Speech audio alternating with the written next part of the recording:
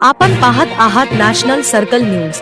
मोर्शी तालुक्यातील रिद्धपूर गावातील कामावरून काढलेला युवक प्रफुल्ल साहेबराव वानखडे चांदूर बाजार MSCB मध्ये कामावर होता।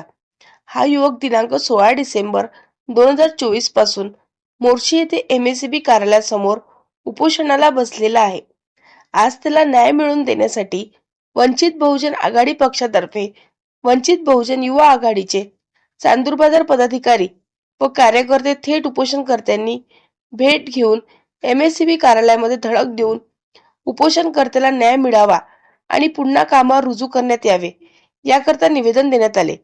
निवेदन देण्याकरता सूरज चव्हाण तालुकाध्यक्ष वंचित बहुजन युवा आघाडी, तोषल नवाडे महासचिव, हरदास इंगडे तालुका उपाध्यक्ष, अंकुश पाटील, अनिल तेलमोरे, अजय तागडे, सुगत वानखडे, किरण वानखडे, आकाश आठवले, सूरज आठवले, शोभित गजभिये, आदिल कोंडे, तेजस तंतरपाडे, आर्यन उंदीरवाडे, सागर मोहेकर, अभिजित मकासरे, रोशन तायडे, प्रथमेश तंतरपाडे, संदीप गवई, नवनीत सरवटकर, चेतन पाटील, अविनाश गुडसुंदरे, राहुल नन्नवरे, मोहम्मद अब्रार, मोहम्मद समीर, मोहम्मद अहमद, मोहम्मद साबिर, असीम खान, पवन मनोहरे, तालुकाध्यक्ष भारतीय बौद्ध महासभा अमरदीप गवई, समता सैनिक दल प्रमुख आणि शेकडो कार्यकर्ते उपस्थित होते।